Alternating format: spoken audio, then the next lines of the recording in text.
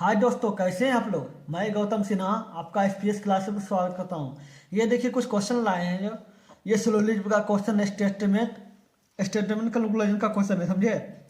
इसका 2 पार्ट हो चुका है, ये लास्ट पार्ट है।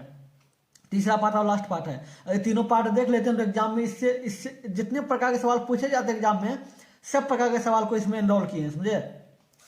नहीं देखे तो देख लीजिएगा। इस चैनल पे आप रीजनिंग में 3-4 टॉपिक खत्म किए हैं, जैसे डाइस हो गया, काउंटिंग फिगर हो गया, कैलेंडर हो गया। ये चौथा सिलोजिज्म का लास्ट पार्ट है, ठीक है। नहीं देखे हैं तो देख लीजिएगा।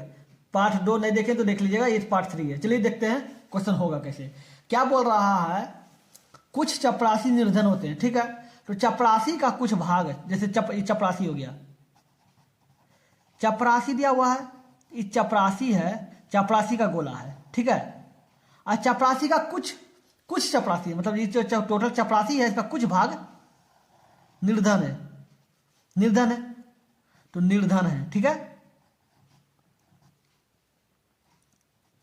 निर्धन है। और बोल रहा है एक्स निर्धन है, तो एक्स जो है निर्धन, तो निर्धन के पार्ट में ही एक्स होगा। ये एक्स जो होगा वो निर्धन के पार्ट में होगा, क्योंकि वो निर्धन है। एक्स के पार्ट में हो सकता है, एक्स के पार्ट में निर्धन, ये एक्स है, समझे। एक्स जब निर्धन बोला है तो एक्स के पार्ट में होगा, ठीक है।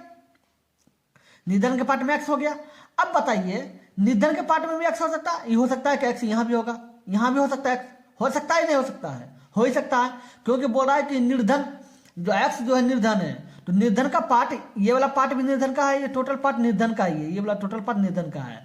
निर्धन का कुछ पार्ट चपरासी में गया है, ठीक है, और कुछ पार्ट सिर्फ निर्धन में है, ठीक है।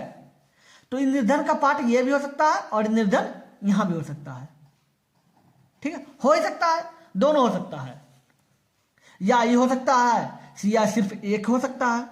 हो सकता है कि निर्धन जो है एक्स जो है निर्धन हो, चपरासी नहीं हो।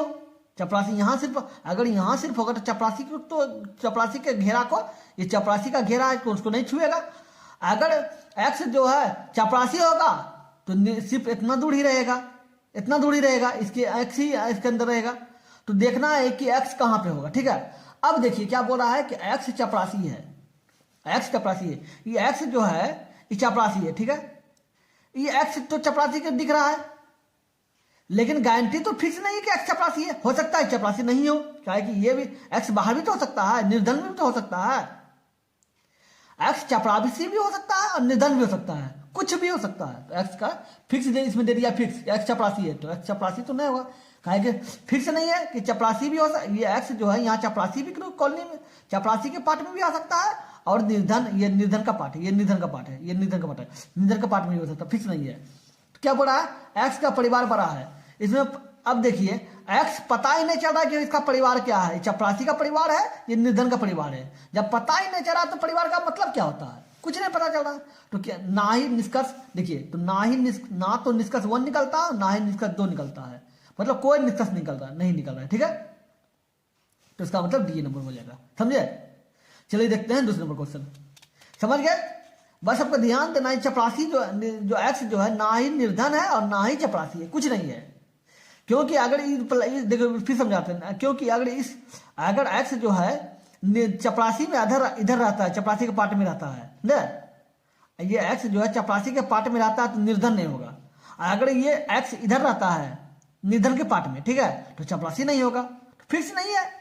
तो मतलब ये हो सकता है कि एक्स जो है चपरासी भी हो सकता है, निर्धन भी हो सकता है, एक्स जो है चपरासी नहीं भी हो सकता है, निर्धन नहीं भी हो सकता है, फिक्स तो नहीं है।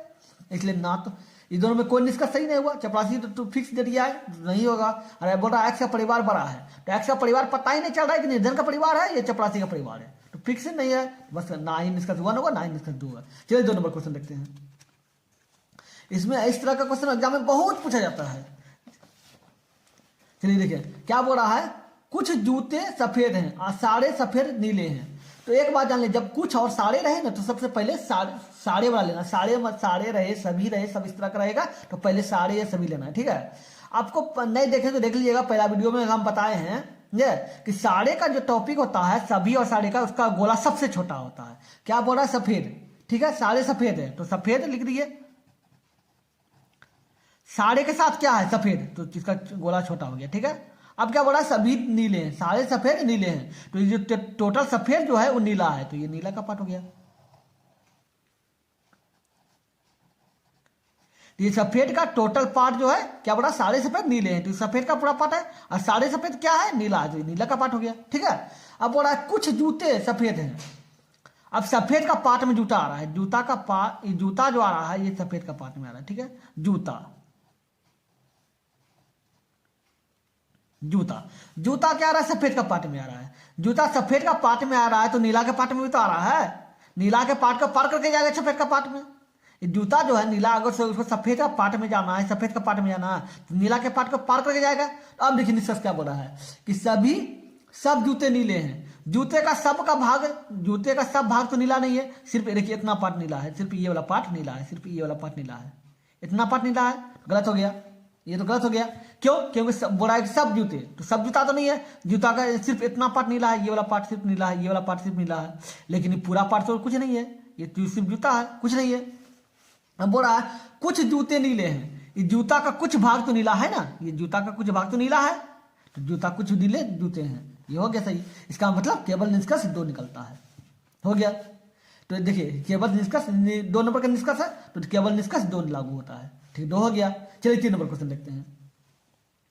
इस तरह का क्वेश्चन बहुत पूछा जाता है एग्जाम में, और लोग फंस जाते हैं कि कैसे करना है। इसे 5 प्रकार के सवाल पूछे जाते हैं, 5 कॉमन रोल की है। देखिए क्या बोल रहा है, कुछ घाघरे बेंचे हैं। ठीक है, अब घाघरा बोल रहा है, घाघरा का कुछ पार्ट, ये घाघरा का पूरा पार्ट है, कुछ पार्ट मतलब कुछ घाघरे का कुछ पार्ट जो है बेंचे हैं, बेंचे। ठीक है, अब बोल रहा है कि कोई बेंच मेज नहीं है, बोला कोई बेंच मेज नहीं है, तो मेज अलग हो जाएगा, क्योंकि मेज नहीं होगा, मेज अलग हो जाएगा। क्योंकि बोला कि कोई बेंच मेज नहीं है, तो मेज से सटेगा नहीं, मेज से बेंच जो है, ये बेंच जो है मेज नहीं है, तो मेज से सटेगा नहीं, नहीं सटेगा, तो अलग हो गया। अब बोल रहा है कि कुछ घाघरे मेज है, ये घाघरा है, ये मेज है, दोनों अलग है, कुछ मेल ही नहीं खा रहा है, तो ये गलत हो गया। अब बोल रहा है कुछ बेंचे घाघरे हैं, कुछ बेंचे, ये बेंचे का कुछ पार्ट घाघरा है ना, ये बेंच का पूरा पार्ट। ठीक है, अगर कुछ पार्ट घाघरा, ये घाघरा वाला पार्ट है, ये वाला घाघरा वाला पार्ट है, तो कुछ पार्ट घाघरा है, तो ये सही हो जाएगा। अब क्या बोल रहा है, सभी बेंचे घाघरे हैं, तो ये बेंच का सब, ये बेंच का पार्ट है, ये घाघरा का पार्ट है, तो सब पार्ट तो नहीं है, ये बेंच का पूरा, देखिए ये बेंच का सभी पार्ट तो घाघरा नहीं है, कुछ पार्ट ही है, तो ये गलत हो गया। अब क्या बोल रहा है, कुछ मेजे घाघरे हैं, ये मेज है, ये घाघरा है, ये दोनों कोई मेले नहीं खा रहा है मेल, ये घाघरा है, ये मेज है, दोनों अलग अलग है, तो ये भी नहीं खाएगा। तो इसका मतलब 2 नंबर बच रहा है, तो सिर्फ केवल निष्कर्ष 2 निकलता है, ये बी नंबर हो गया। चलिए 4 नंबर क्वेश्चन देखते हैं। और उसके बाद आपको सिलोजिज्म से कभी भी कोई प्रॉब्लम नहीं होगा, बस ध्यान से देखिए, अब वीडियो को स्किप मत कीजिए। क्या बोल रहा है, कुछ शिक्षक विद्यार्थी हैं और सभी विद्यार्थी लड़कियां हैं। आपको हम बोले थे जब कुछ और सभी रहेगा, सारे रहेगा, तो सबसे पहले सभी वाला पार्ट लेना है, और सभी का गोला सबसे छोटा होता है। ठीक है, तो विद्यार्थी है, विद्यार्थी ले देंगे, विद्यार्थी कर दिया। अब विद्यार्थी का गोला छोटा होता है, तो विद्यार्थी छोटा ले लीजिए। अब बोला सभी विद्यार्थी, जो विद्यार्थी सभी पार्ट जो है लड़कियां हैं, तो सभी पार्ट क्या है, लड़कियां, ये लड़कियां हो जाएगा।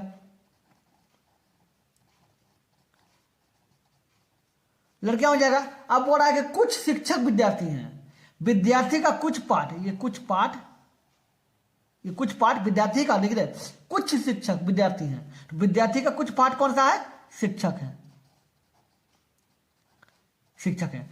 अब देखिए विद्यार्थी का जो पार्ट है, शिक्षक का जो पार्ट है विद्यार्थी के पास गया, तो लड़कियां के पार्ट को पार कर गया, ये लड़की का पार्ट है, लड़की पार्ट को पार कर गया है। अब देखना है कि निष्कर्ष क्या बोल रहा है, कि सभी शिक्षक लड़कियां हैं। देखिए सभी शिक्षक, ये शिक्षक का सभी पार्ट लड़कियां तो नहीं है, शिक्षक का कौन सा पार्ट लड़की है, सिर्फ ये वाला पार्ट आपका लड़की है, ये वाला पार्ट सिर्फ लड़की है, ये वाला पार्ट सिर्फ लड़की है। ठीक है, तो ये गलत हो गया।